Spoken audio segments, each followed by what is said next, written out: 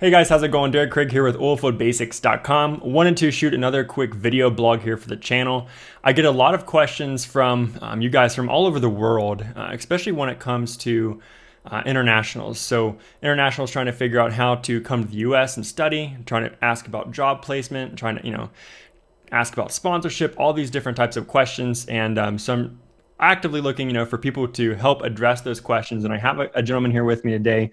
Utkarsh Sinha joins me today. He's got a fantastic background. He's got a master's and he's been in a handful of different countries. So I'm really hoping he can add some perspective here for you guys looking to get more information on these questions. So great to have you with me today, Utkarsh. Thanks, Derek. So as Derek already told you guys, I'm Utkarsh Sinha. I'm from India, from the northern part. I came to US in 2016 December. And I finished my master's in 2018 December, 2 years almost. And it was a master's with thesis in petroleum engineering. And my undergraduate was in chemical engineering with good internships. But then I did not work before coming here. So I came like any of those freshers without any work experience.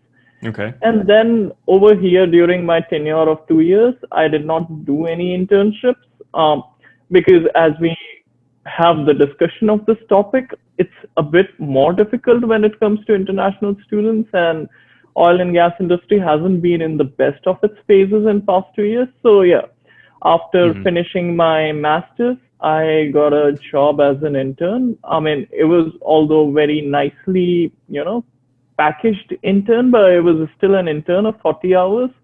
I worked 2.5 months as an intern, and then they converted it into a full-time with a promise of a sponsorship for a visa. And yeah, that's how things went for me. So as we go through each of the questions from Derek, I can explain everything with meticulous details on how things work.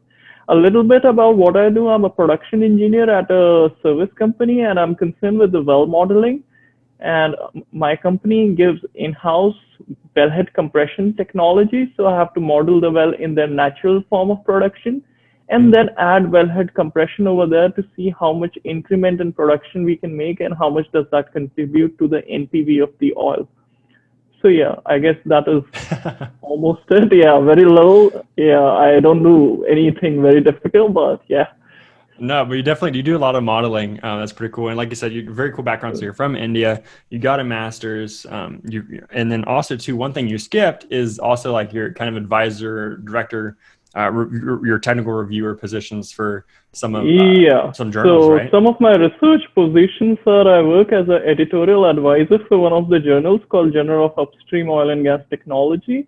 And I also work with them as a technical reviewer where I have to review manuscripts and send my decision whether it should be accepted, rejected, or accepted with a revision. So I try to be lenient on people though.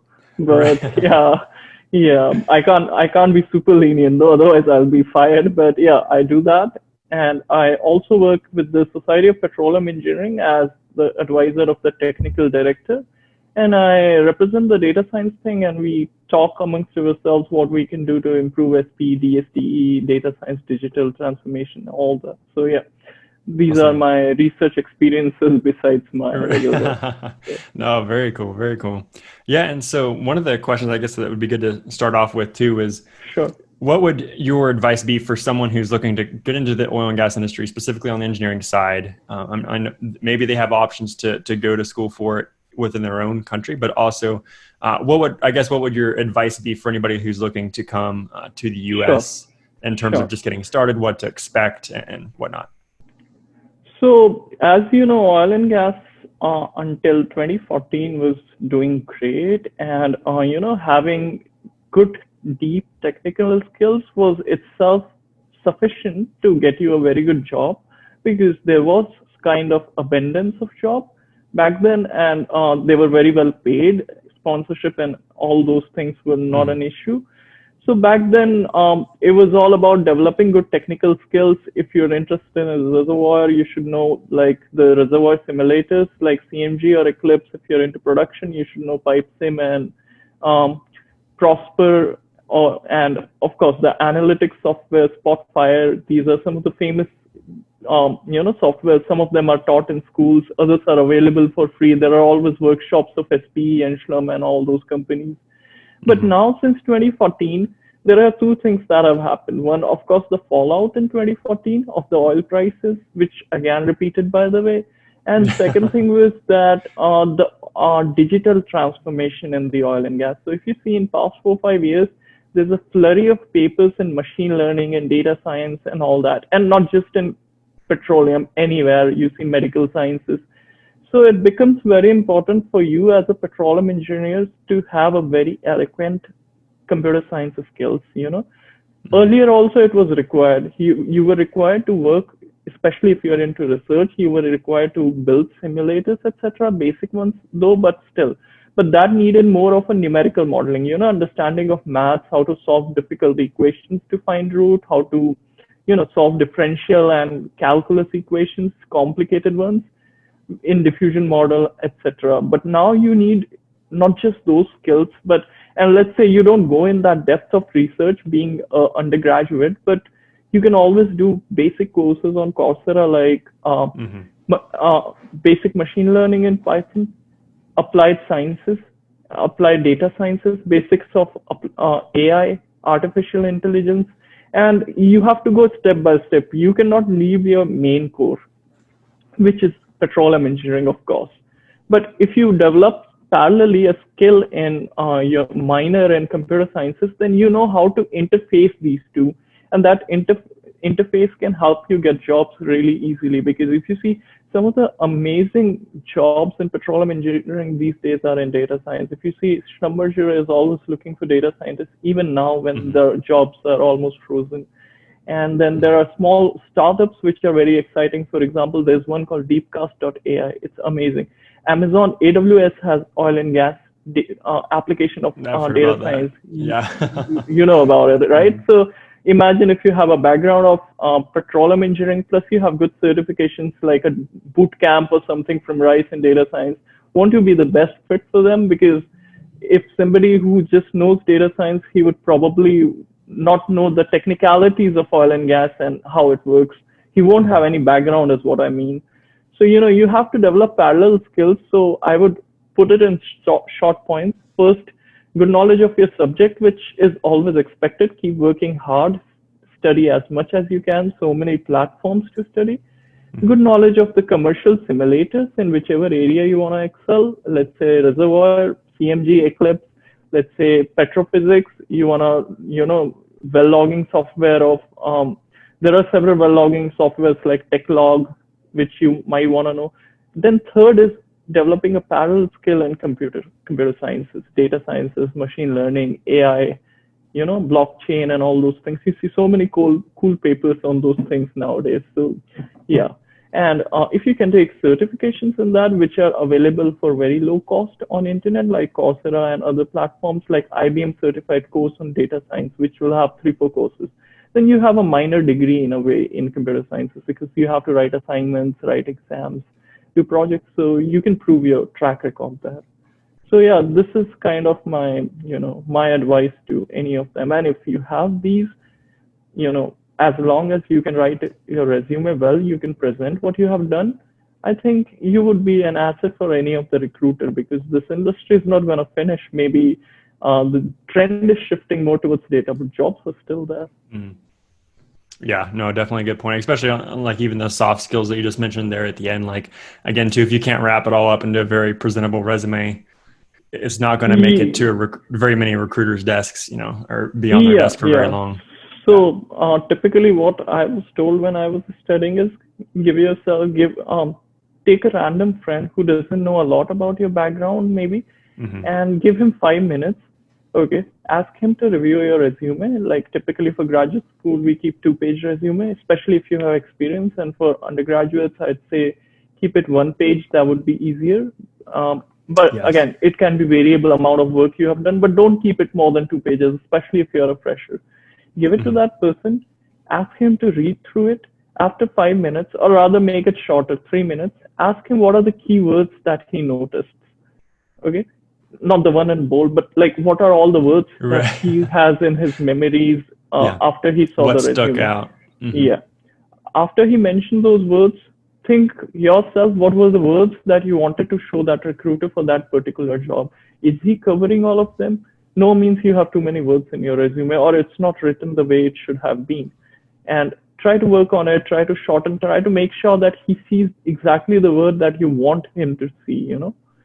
So once you do that, and then, some of the basic things, like this industry still believes a lot on work ethics. So let's say, for example, in my case as well, I wrote to my CEO a cover message on LinkedIn that I have this skills and I would like to meet you and see if there are any opportunities.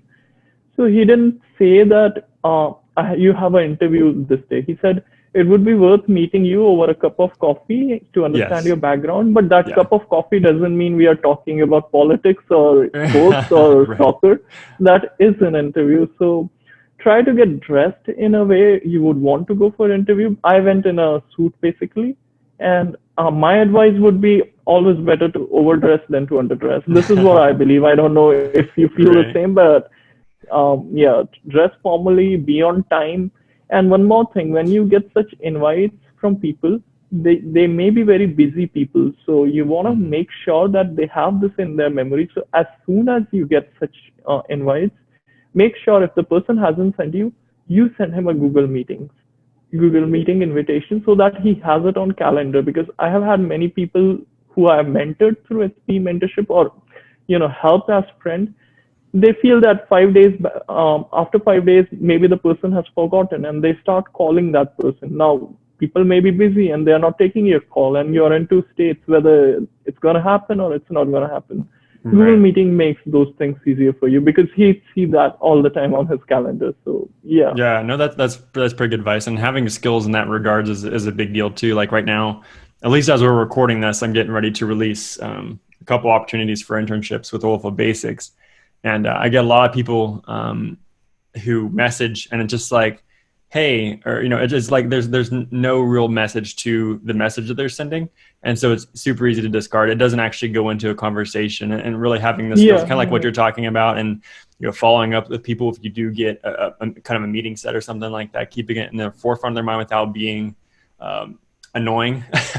Setting up reminders, Exactly. setting up the meeting invites and stuff that shows that you already know how to do all that. And Yeah. If I'm talking to you, the first thing I'd judge you by is not your knowledge, what you have inside your brains, because I don't know. I would judge you the way you talk. And being in tough times, I would always look for somebody who's matured and will be able to handle this responsibility right from day one. This is not something where you type a set of code and it's all done. It's all going to happen in real physical world. So one small mistake can lead to big troubles later, right? So right. yeah, how to initiate a conversation and how to keep the person engaged is very important in this whole thing. Yeah, definitely. Hi, Definitely all good. and I've seen people writing, I want a job, this is my resume, please help me with a job. That's not how you Right. talk to somebody, right? You need to tell himself who you are, what you are. Exactly. Let them know like what value you can bring to the table, and you need to know that yourself too. And some of the stuff you're talking about specifically, like with all the modeling and being familiar with all these programs and stuff too, also know that that's not exactly how your brain works. Like that's not so much what I'm driven to, but you've got to have something to differentiate yourself by. So even though technically I'm in the production engineering kind of realm right now with my day job, I haven't got into the modeling. Of course, I'm also new. You've got a few years on me yet, but have something you specialize in and are known for. Yeah. So you need to understand. You need to make that person understand what exact, production or reservoir or any of those things are like broad topics. But you need to tell him which way you're driven more. But you also need to keep other roads open. It's not that I know modeling doesn't mean that I cannot go on the fields and do the production engineer job, or I cannot do the data job on Spotfire, the analytics, etc. I mean, I'm specialized, but I'm flexible. Yeah, I'm willing to learn and I'm flexible to shift wherever life takes me. I'm a motivated individual, basically. Yeah. And that's how you should be in real life. It's not just to write, actually. I mean, if you want to be in this industry, you need to be very flexible. You can't be, stubborn and you want to stick to one area forever. That's not how it is. So yeah.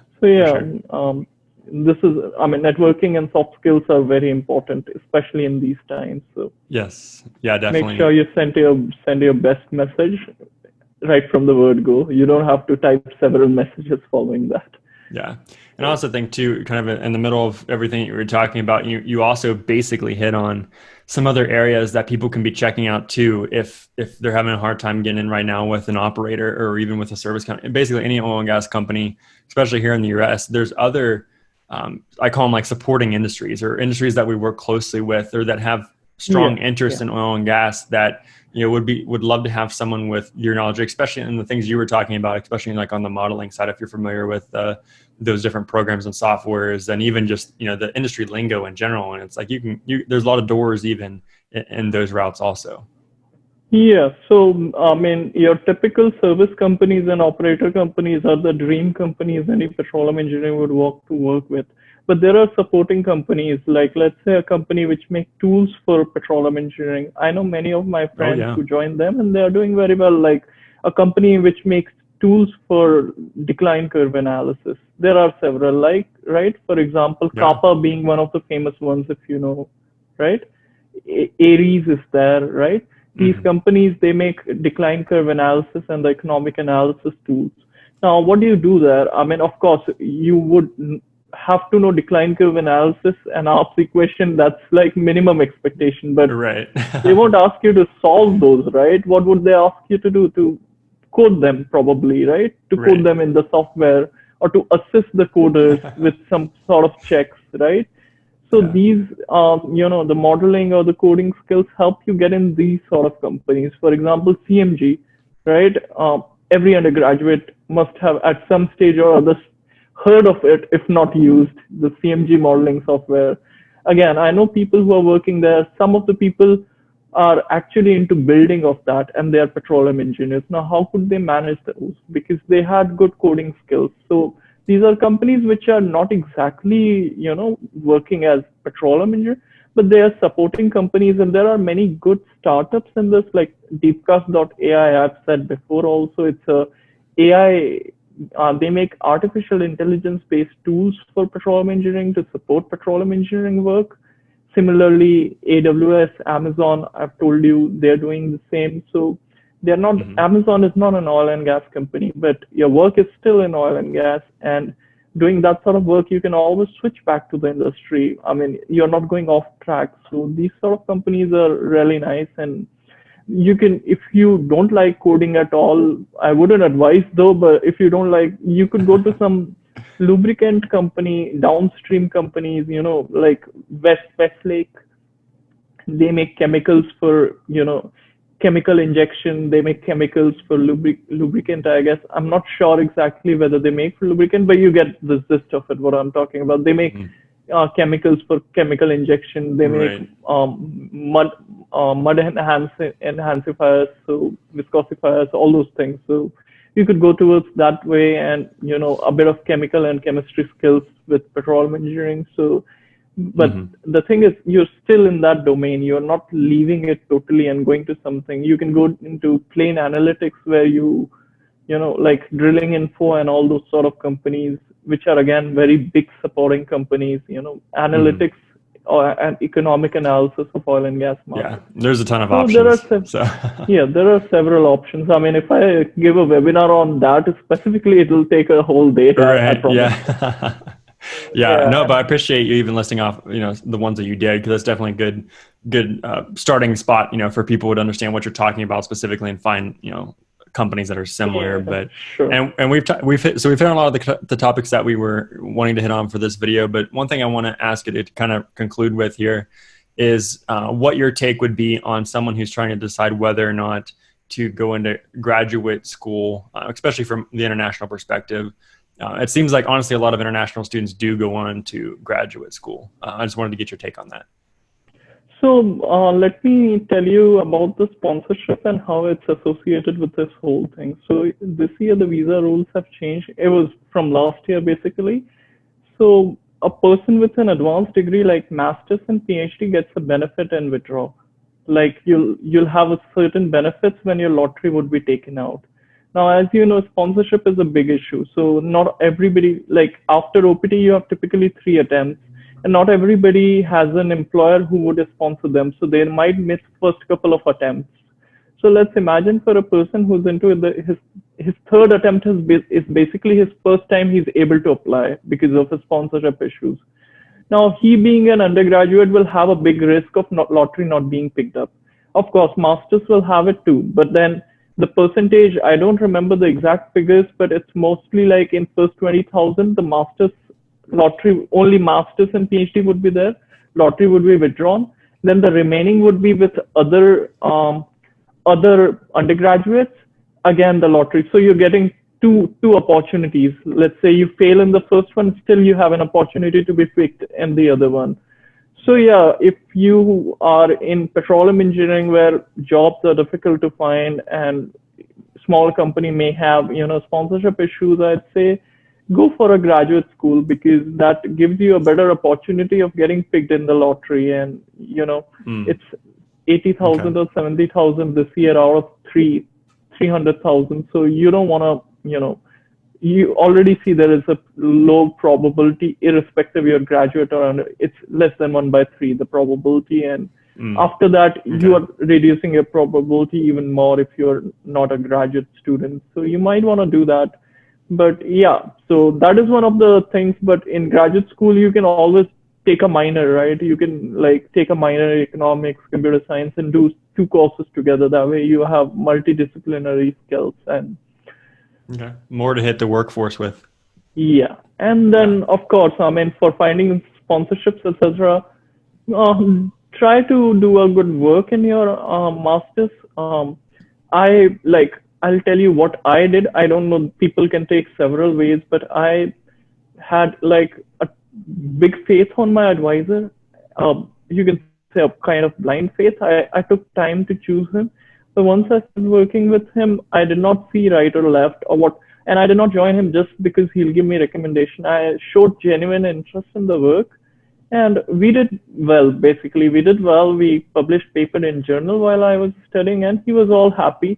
So he recommended me to places. Now I knew that some of the places which have good budgets, which can give you a good package with the sponsorship. So I asked him to email for me, or if he didn't email, what I did was I wrote a cover letter and cited my advisor, which is a typical practice. I don't see many people doing that. I don't know why. Whenever you write a cover letter, please give references of the people with whom you have worked for a long period, because people want somebody who has already proved his skills in the industry to tell about you. These references are very, very beneficial. I don't know why people don't do that. So cite the people you've worked with. I mean, especially the people who have been in the industry, being big names to reckon with, right? So I cited him, and I cited him, and I wrote like that. Sponsorship is not my first priority. My first priority is to do a good work. And that's why they chose me as an intern, that too after checking with my advisor, after having a brief phone call with him and checking how I am, etc. Once my internship was being converted to full-time in 2.5 months, I had proven my skills already. So I knew that I have synced so well with the company that they wouldn't want to let go of me at any cost. So that's when I pitched that I cannot work for a long period if I don't have a sponsorship. And when you have proven yourself, when you know that you are partially dependent on them and they are partially dependent on you, that's when your relationship becomes symbiotic. So they'll give you some that's benefits. Where you want to be. You'll give them some, Right. So, it's sometimes you have to prove your worth to the person, and then you have to ask for favors. Nobody gives you free favors, right? So. Right.